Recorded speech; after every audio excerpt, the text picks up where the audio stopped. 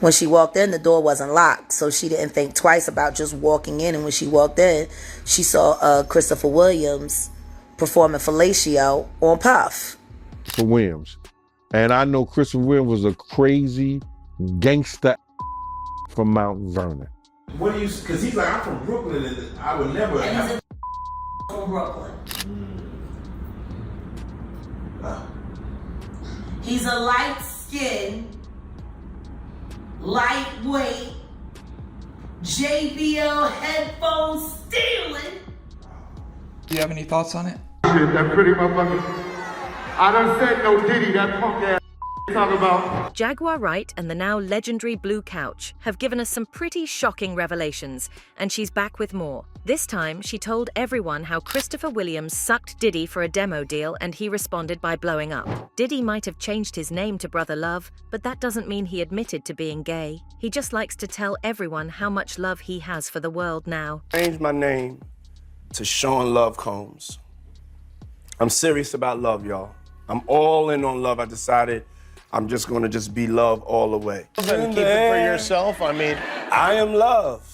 Hey, speaking of This love, is love. While people might be surprised with all the stories about him coming out now, people have been implying he's gay for years. And 50 Cent straight up said the rapper was a little fruity. Sorry I can no longer help you guys. Soon you will all be gay and happy. You are all now left under leadership of Puffy Daddy. Report to the nearest rainbow. Dinner Thieves in theaters January 19th. That's things, he doesn't even know what he's saying is like fruity. You know what I'm saying? Like, he said something fabulous and he goes, yo, but me and you, we ain't party. Like, we need to party. What is he talking about? That's the kind of stuff that when people say that to me, I get a little uncomfortable. And then there's that viral Jaguar Wright, where she called him honeycombs and a sodomite. And why do you give him the honeycombs? Why do you give him honeycombs? because he smacks so sweet.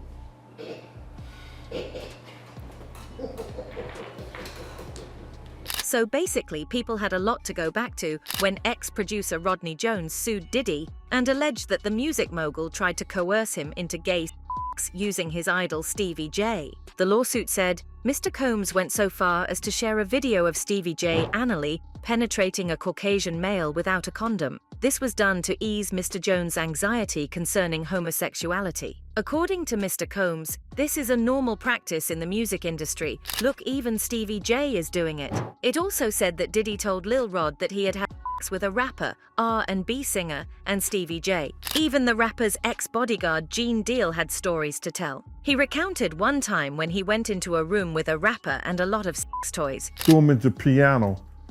Puff and Ja Rule runs out the room. Puff got his towel, Ja grabbing his towel, but they butt the naked. And so then Ja was like, yo, what's going on? Yo, Gene, that's my cousin. He know me well, you know, and Puff was like, yo, Gene, what happened? I said, he tried to get in the room. I told him he couldn't get in the room. And he was like, Puff looked at Ja. He said, yo, Ja said, you ain't want to go in that room because there's a lot of freaking going on. Another time he confirmed what Diddy's ex-girlfriend Cassie Ventura had alleged in her lawsuit, that he used to have her sleep with make exotic workers and He do it all. Yo, what you gonna say about that, bruh? You understand? You know, he didn't want it to come back to him in a way, you know, he hiring the people, he gonna put it all on her. Cause she knew what he liked. Cause she wasn't just hiring it for her. Don't get that effed up, Art. If you think that she was just hiring those male prostitutes for herself, nah. So there's a lot of confirmation about that part. But now let's get to the part where he's a control freak who enjoys the power he has over people. And apparently there's a reason for that too. Control people. Why? Most likely because he was victimized by his mentor, who loved to control people. And his mentor was Andre Harrell. Tell us how who was he mentored by Clive Davis. Oh God. Don't tell me that Andre Harrell got touched by Clive Davis too.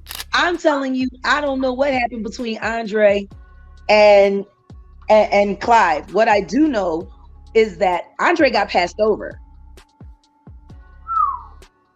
Like, how do you go from being the president of Uptown and losing your entire company to your intern?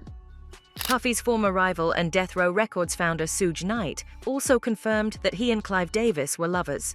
We was having a conversation. He overheard somebody say something he probably shouldn't have heard.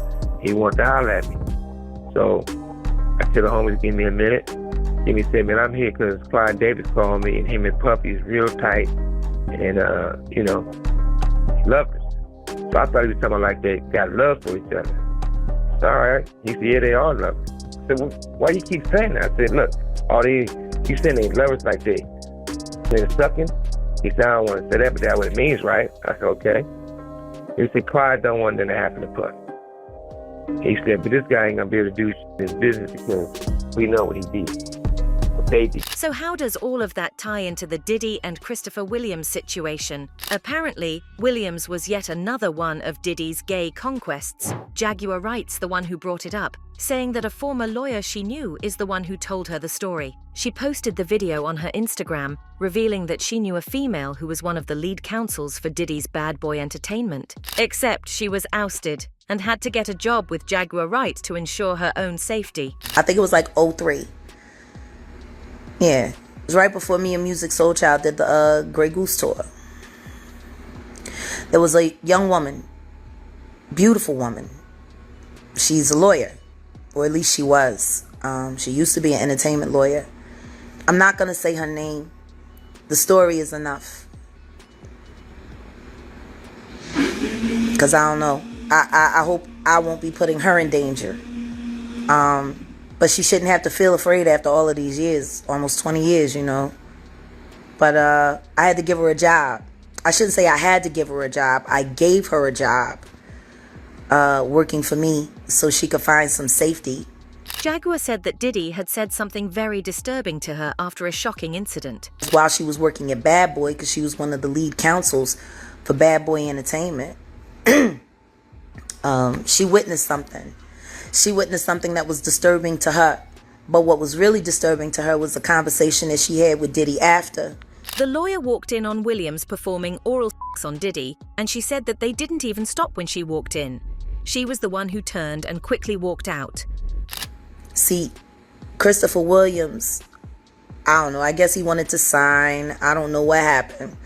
But Puff was supposed to be giving him a demo deal, and he gave him a demo deal, and I guess it was supposed to turn into an album deal, which that never happened.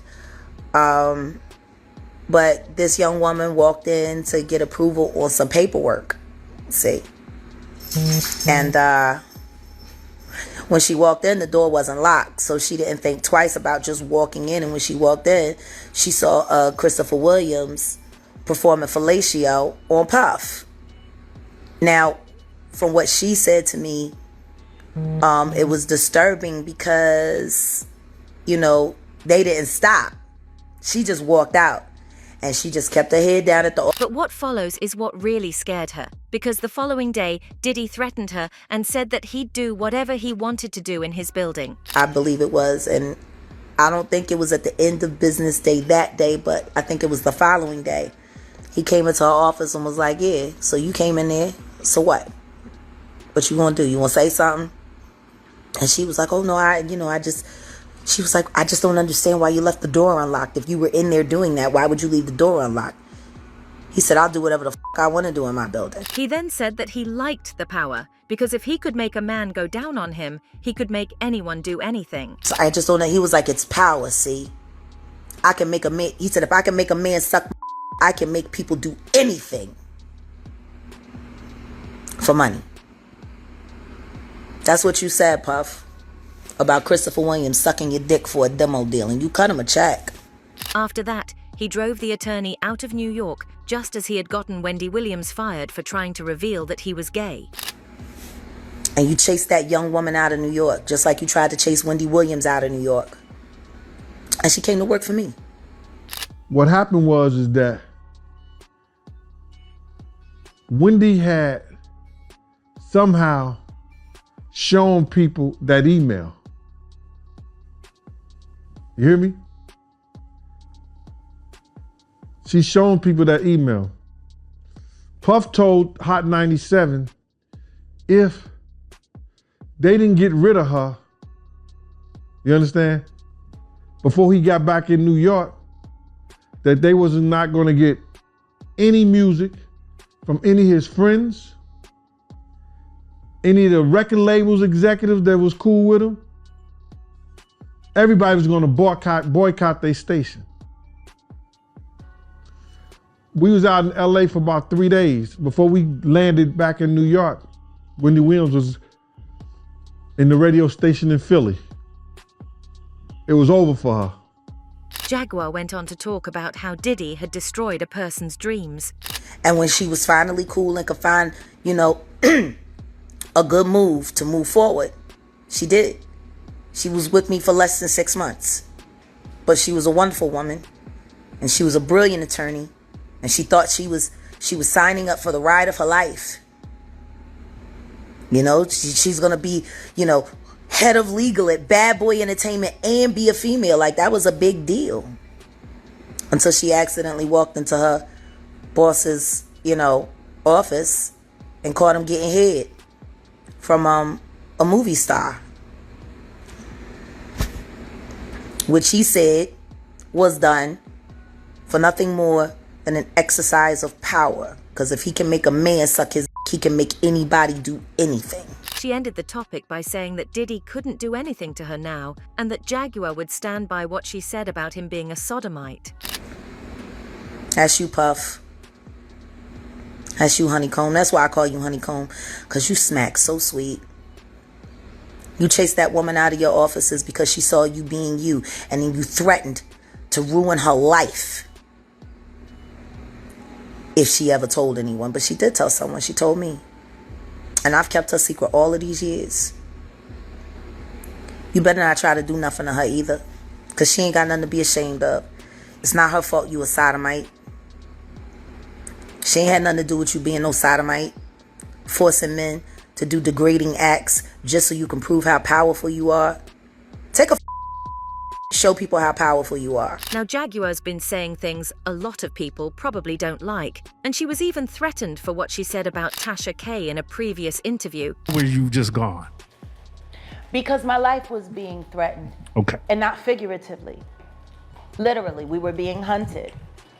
It took about, what, babe, about 4 months for us to shake them off.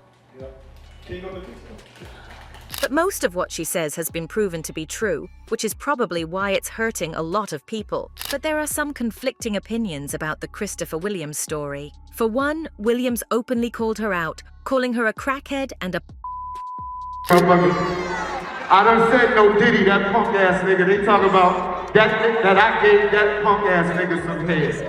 Jaguar Wright is a crackhead, but I'ma pray for her anyway. I wish a nigga would. I'm from the Bronx. I smack puppy ass tomorrow. We was locked up, he be my Maytag. Y'all better ask somebody in the real world who Christopher Williams is in real life. Get this singing shit twisted at all. And now that that's said, we're gonna take it back to heterosexual love. And Gene Deal thinks the lawyer might have mistaken someone else for Christopher Williams. He said that he knew Williams, and he definitely wasn't the sort of person who'd do that. I know Christopher Williams, and I know Christopher Williams was a crazy gangster nigga from Mount Vernon, from up in that area, Westchester. He didn't play that shit. He kept that 3.2 or that 38 on him, and he will shoot the shit out you. You understand? It seems in line with his personality, considering Williams said that he would have slapped Diddy if he made a move on him in response to Jaguar's story. Deal also said that he was rough with his women, and that if anyone was who was giving Diddy head, it'd be another person at Bad Boy at the time who looked similar to Williams. Rough with his hands with the women, and the story went on and said that a lawyer walked in the office. When she walked in the office, she walked right out, and she said it was a dude, and she said it was Christopher Williams. It was one other brother, I forgot his name, that worked with Bad Boy. Him and Christopher Williams could have been brothers. And if anybody was doing that, it would have been him. not Christopher Williams. He said that they looked so similar they could have been brothers, but no matter what, he wouldn't believe that it was Christopher. Him and Christopher Williams could have been brothers. That's how close, they had the same look, light skin, and little low on the side, curly hair and stuff like that. I would never believe it was Christopher Williams. You understand? But that other cat, yeah. But he didn't say the incident didn't happen. Deal said that people get nervous in a situation like that, and the attorney could have been mistaken. When you walk into something, it's very few people, if they walk into something like that, they're gonna stare there and look and just be all into the shit, right? There's very few people gonna do that. When you walk in something that's very inappropriate, you're gonna back up out, especially women. You understand what I'm saying? So now, if she's seen a glance, she only gonna see a glance. Now, if somebody who looks like Christopher Williams, maybe. But then, you gotta look at it like this. Was she in the office all the time? I don't remember us having a lawyer in the office like that. Or she was just coming by that particular time, I don't know.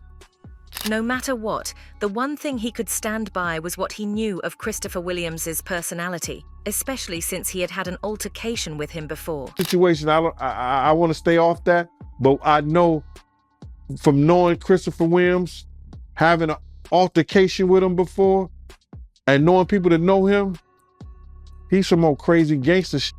And why would he, Puff? Nah, bro. Puff wasn't that damn big back then. But it looks like Jaguar's standing by what she said, because she fired back at Christopher, calling her a crackhead and called him. So you were saying Christopher Williams? What did you say about him? Yeah, well, I mean, what do you say? Because he's like, I'm from Brooklyn, and I would never and have. He's from Brooklyn. Wow. He's a light-skinned, lightweight, JBL headphone stealing. Oh. So what do you think? Considering what people do for money and the stories coming out about Diddy, Jaguar's story doesn't seem that far off. But let's wait and see if Williams has anything else to say about it. That's it for now. Don't forget to tell us what you think in the comments below. For more updates, hit the bell icon.